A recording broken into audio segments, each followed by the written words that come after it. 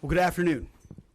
I'm honored to stand right here today alongside one of America's finest, Admiral Brad Cooper, Commander of U.S. Central Command. We just had a chance to spend a couple of hours together, better part of 2 hours, going through the entirety of this operation, Operation Epic Fury. And Admiral, I want to thank you for everything you do and your incredible leadership, for your dynamic thinking, the way you're attacking this problem set on every level. In just days of Operation Epic Fury, you and your team have delivered nothing short of devastating, precise strikes, taking out the better part of Iran's Navy, making it combat ineffective, neutralizing missile sites and launchers, and establishing total dominance over the skies we fly over and seas we fly over. Our forces are executing with unmatched skill, and the mission is advancing decisively. This is the kind of no-nonsense, results-driven warfighting that America demands. And you're delivering it in spades. You are the man for this moment. Admiral Cooper, on behalf of the President, the Department of War, and every American watching, I want to thank you for the outstanding job you and CENTCOM are doing. Keep pressing the fight, and we are with you all the way. A few thoughts before I hand it over to the Admiral for an update.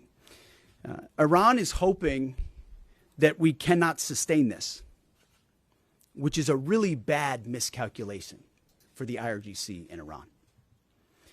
You see, there's no shortage of American will here. We remember and honor our fallen, those 6 that we will soon welcome at Dover, who gave everything for their country in this mission. We remember them. But we remember them by rededicating ourselves even more fervently to this mission. Our commitment to our mission objectives only increases as our advantages continue to increase. We've got no shortage of munitions. Our stockpiles of defensive and offensive weapons allow us to sustain this campaign as long as we need to. Again, our munition status only increases as our advantage increases. Our capabilities, we have only just begun to fight and fight decisively. Having a chance to hear from Admiral Cooper. If you think you've seen something, just wait. The amount of combat power that's still flowing, that's still coming, that we'll be able to project over Iran is a multiples of what it currently is right now when you add up our capabilities and those of the Israeli Defense Forces. And we have no shortage of authorities. The Admiral knows we have clear objectives with maximum authorities on the battlefield. The dumb, politically correct wars of the past were the opposite of what we're doing here. They had vague objectives with restrictive, minimalist rules of engagement. No more. Our authorities, his authorities, CENTCOM's authorities through the President and myself are maxed out. Our capabilities are overwhelming and gathering still, as are those of our Israeli partners. Our munitions are full up, and our will is ironclad, which means our timeline is ours and ours alone to control.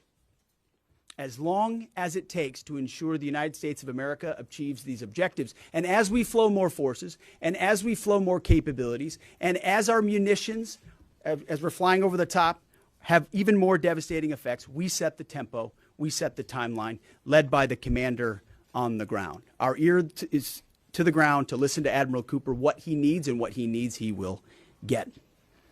We are built for this fight, and we are in it to win it. And we have the right commander in the lead. So I'll now hand it over to Admiral Brad Cooper to give you an update right here from CENTCOM. Admiral. Mr. Secretary, first, thank you very much and good afternoon, and welcome to U.S. Central Command Headquarters, America's warfighting headquarters. It's great to be here alongside the Secretary and representing the more than 50,000 men and women in uniform currently executing Operation Epic Fury. So, Mr. Secretary, first, thank you very much for your leadership and support and the very clear vision and objectives that you've given us to allow us to use overwhelming force against the Iranian terrorist regime. And thanks to all of you for attending today, and welcome to Tampa. We are now starting our 6th day of a historic mission to eliminate Iran's ability to threaten Americans. We are, if I could channel my inner Navy officer, we are at full speed ahead in executing orders given by leadership in Washington. The President and Secretary Hegseth have been crystal clear in their expectations, and we are at a high level of execution. As described by the Secretary and earlier this week by me, U.S. combat power is building as Iranian combat power declines. Our air dominance allows us to hit Iran's center of gravity with overwhelming power and reach. A couple of examples. In just the last 72 hours, America's bomber force has struck nearly 200 targets deep inside of Iran, including around Tehran. And in just the last hour, U.S. B-2 bombers dropped dozens of 2,000-pound penetrator bombs targeting deeply buried ballistic missile launchers. Notably, we've also struck Iran's equivalent of Space Command, which degrades their ability to threaten Americans. Then, if I just look back over the last 24 hours of the operation compared to where we were at start, ballistic missile attacks have decreased by 90% since day one. Drone attacks have decreased by 83% since day one. Having said this, we remain vigilant. Our strikes against the Iranian Navy have intensified. You may have heard the President say just a little while ago that we have sunk or destroyed 24 ships. That was true at the moment. We're now up over 30 ships. And in just the last few hours, we hit an Iranian drone carrier ship, roughly the size of a World War II aircraft carrier, and as we speak, it's on fire. The President gave us another task, to raise or level Iran's ballistic missile industrial base. So we're not just hitting what they have, we're destroying their ability to rebuild. And so as we transition to the next phase of this operation, we will systemically dismantle Iran's missile production capability for the future, and that's absolutely in progress. This is going to take some time, but our forces are well supplied, as the Secretary said, and we are absolutely ready to prosecute this mission decisively. Our combined joint forces have relentlessly destroyed Iran's air defenses over the past few days, and they've continued hunting for more systems to kill. Our air defenders are operating at the very top of their game. I couldn't be prouder, shoulder to shoulder with our partners in the region in many cases, providing the most integrated air defense network in Middle East history. We are fighting to win. Through combined U.S. and Israeli combat power, we will continue decimating Iran's ability to project power outside its borders. And if I can just conclude by saying a strong salute to the brave men and women who are out on the pointy edge of this, really doing exceptional work. I just couldn't be prouder, and I know the American people share in that same pride. So thank you very much. Absolutely. And with that, we'll take a few questions. Yeah, right here. Sir, appreciate it. Admiral, I wanted to ask, or Mr. Secretary, the Ukrainian president said today that the U.S. has asked for specific capabilities to deal with Shahid drones, Iranian drones. Can you guys talk about what you asked for, and has there been any surprises from Iranian capabilities that you guys have seen in the past 6 days? Go ahead. We're very familiar with Iranian's capabilities, and as you might imagine, we planned for it right from the outset, and I feel good about what the plan was. Like any good organization, we adjust as necessary to meet the environment, and we've made those appropriate adjustments. Absolutely. Right here. Thanks, Secretary Hegseth. I had two for both of you. One, was an American pilot shot down today in Iraq? And two, I've heard reports that there's enriched uranium stored in Isfahan. Also heard reports that there's not a lot of bombing there. Is that on purpose? Do we believe there's enriched uranium there? And would we ever send special forces to secure it? As CENTCOM pointed out, that those reports of an F-15 being shot down are false. As you can imagine, Iran is doing everything it can to peddle in lies, deception, and inflation of numbers in reality, mostly to propagandize to their own people, right? They've shut down the internet. They're hoping they can convince their own population that they're having success. One thing one of their leaders said recently is that 500 Americans have been killed, they claim. These are lies. The lies will continue. CENTCOM will continue to debunk those lies. So, and as often is the case in conflict, first reports are often wrong.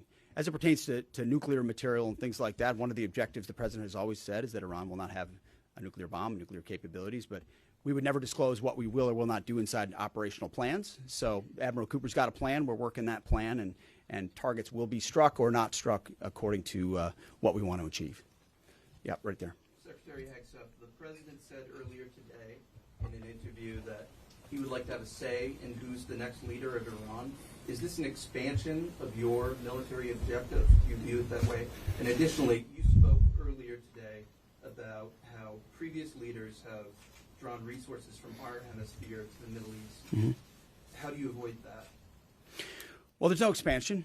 Ultimately, I think the president's having a heck of a say in who runs Iran, given the ongoing operation we have. So there's no expansion in our objectives. We know exactly what we're trying to achieve. I think today's a great example of what this War Department is capable of doing. I was just in another part of Florida today where we announced, America's counter cartel conference. 18 countries coming together from Central, South America, and the Caribbean coming together to fight cartels. That is something that is ongoing. We're focused there. We're focused in the Indo-Pacific. We can mass combat power in CENTCOM. EUCOM is able to support that as well. So we know we're laser focused on our hemisphere and our homeland. That's why we locked down the border. That's why we're working with partners to take on cartels. That's why we're sinking drug boats. That's why we're on the offense there. But the beautiful things about combatant commands is that, Brad Cooper's laser focused on Central Command, just like Frank Donovan is laser focused on Southern Command. We can do both. That's what a global power can do. Ultimately, this issue of Iran's nuclear pursuit and their unwillingness through negotiations to stop it was something President Trump has said for a long time needs to be dealt with. And after 47 years, he's doing something that no other president was willing to do. And we're doing it overwhelmingly, and we're doing it decisively, while also in other parts of the globe having the desired effect. I mean, take, for example, what we displayed yesterday, the Iranian ship in the Indian Ocean, sunk by Indo-PACOM, another combatant command, who coordinated with us in order to make that happen. So America's reach is global. Our focus here, though, these missions are narrow, they're scoped, and Admiral Cooper is well on his way to ensuring that we reach those objectives. Right here, yes, sir. What condolences the troops killed. The Ukrainians are talking about providing low-cost interceptors, given their experience. Is that something that the Pentagon is looking for? And Admiral Cooper, can you walk us through a little bit about how effective the Lucas drones have been, what kind of targets they've hit, and how much that's helped, given that they're low-cost alternative to the more expensive helium? Go ahead. Sure. I'm not familiar with the particular offer, but the interceptors in general. We've had a number of new capabilities being fielded. Obviously, I'm not going to talk about it from an operational perspective of what those are.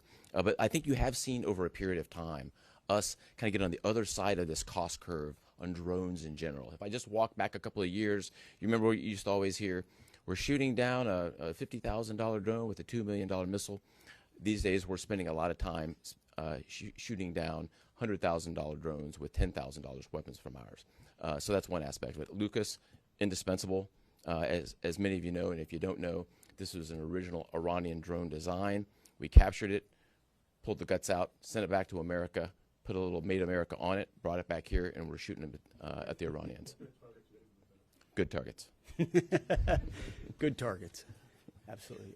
Right there, yes, ma'am. Thank you so much, Secretary. President Trump, in his first speech after the launch of the Operation Epic Fury, he addressed Iranian people and he said that there is going to be a time for you to come out, but it's not now. Stay home. It's not safe. I want to know if there is a timeline for that you're going to urge Iranian people to come out, how that is going to play out, and how are you going to protect the protesters? You know that they're going to be shot probably, as we witnessed in January. That's what happened. How are you going to protect and support the protesters? And Admiral, I have one question for you. How are you going to minimize the civilian harms? We have a lot of evidence that the Basij units, IRGC commanders, they are now gathering in schools, in hospitals, in purely residential areas because their headquarters are bombarded, they are ruined, of course. So how are you going to protect the civilians while you're attacking the IRGC people part? Thank you. I would just say on the protests, obviously the Iranian people showed a lot of courage in those protests, and we saw the Iranian regime was revealed for what it is in the way they reacted to that. The world saw that. No one's done more than President Trump to reopen the opportunity for those who want a free Iran to do so. Ultimately, it's common sense, as he said up front.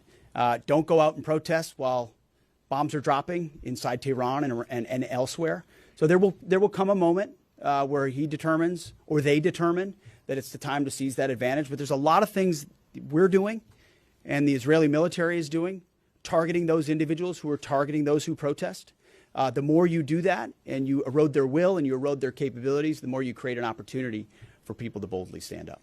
Yeah, I would just reinforce the point. We're targeting the people. We're targeting the headquarters and the people who are targeting the protesters, first and foremost. I'd also just double down on the president's comments that he previously made to the people. Stay in your homes, keep things calm, stay out of the way. There's a lot of U.S. and Israeli capacity coming over. We're hitting a lot of targets. The best thing for them to do for right now is just to lay low. Right here. One common outcome of American military action in the past has been taking in thousands of refugees into the American homeland, and I'm wondering if there's any safeguards put in place to make sure that the American people aren't having to have another wave of refugees from the Middle East or anywhere else come and stay here.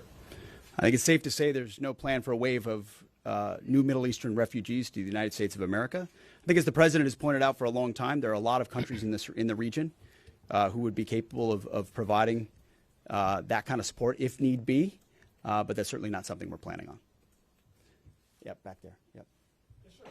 Michael in Washington Times. I wanted to ask, I know semper gumby is always a truism in the military. Did the British decision to refuse Diego Garcia have any impact on the mission itself? Did you have to adjust, or were you able to just completely, go with the mission without any worries? Well, as the president stated, it was unfortunate that that the Brits didn't, from day one, say, "Hey, go ahead and have access." But we got there. We got there, and that's now part of the way that we're operationalizing bomber runs. And that's part of when we say more to come. It's more fighter squadrons, it's more capabilities, it's more defensive capabilities, and it's more bomber pulses more frequently. The amount of firepower over Iran and over Tehran is about to surge dramatically. And part of it is that we're going to have even more basing. And it's not just the UK. We've had other friends step up, and we're grateful for that. Maybe one more right here. Yeah, the Azeri president earlier today basically authorized his Minister of Defense to begin preparing troops for some type of retaliatory action after the airport strike, as the Department of War and CENTCOM is working on deconflicting with the Azeri if they were to move in or attempt something in retaliation. I'm sure there are plans, and I'll let the Admiral speak to that. But that does allow me to kind of address this idea that the war might be expanding, or there's chaos, and nothing could be further from the truth. If anything, what Iran is doing by targeting allied countries that would otherwise want to stay out of this, they've actually pulled them into the American orbit. So now you've got UAE and Qatar and Bahrain and Saudi and Kuwait and others saying, "Hey, we're with you. We'll shoot with you. We'll fly with you. We'll defend with you. We'll allow you more basing and other opportunities," a lot of which we can't talk about and won't talk about. But it's actually firming up the unity of the resistance in order to focus exactly where we need to. So this idea that it's expanding or going, no, it's actually simplifying in a number of ways exactly what we need to achieve and how we'll achieve it. I don't know if anyone want to add to that. I won't get ahead of policy in terms of what we might do. What I will point out is this is now the 12th country that Iran has attacked. 12 countries, and it goes right back to the Secretary's point. Those 12 countries are none too happy, and I look forward to working with all the partners who are willing to join us in this. And I would just close by saying, Mr. Secretary, one more question. Sure. What is your message to Americans who are concerned about security here at home with the change-up that we're going to see at the Department of Homeland Security? Well, I think Kristi Noem did an excellent job over there securing our border and keeping us focused on threats, and President making a change. We all serve at the pleasure of the President. I'm sure Mark Wayne Mullen will do a fantastic job. He's been a friend of mine for a long time. But Kristi did a great job setting us up for success. So I don't have any concerns about whether or not the homeland will be covered down on. And I'll just end by saying I wish every American could get a chance to see what we see. I had a chance to go into the control room, into the Tactical Operations Center, go see these young men and women that are doing this, the dedication that they show at every level, the way they've refined their craft. I was talking to a young colonel who's iterating on how we target, and how we find and fix different aspects of what the Iranians are trying to do. If they don't know what they're up against, and if they think they've got it solved for, they're wrong. and ultimately the combination of our ingenuity, the skill, the professionalism, the discipline, and then the sheer weight of the capabilities of the U.S. military, what you're going to see may look routine. It may start to be like, oh, another boat. Oh, another launcher. Oh, another drone facility. What it takes to do this with the precision that we do is world-class. No one else can do it. And it's world-class Americans, like the ones I saw here, like the ones that are coming home that we're going to greet home, that are the engine of what makes our country great. And so I'm so grateful for folks like those here at CENTCOM, at Central Command, who are under your command. Thank you for your decisive leadership. And all I'll say to you is what I say to them, keep going. Because the President and myself, we have your back. Thank you, Admiral. Appreciate it.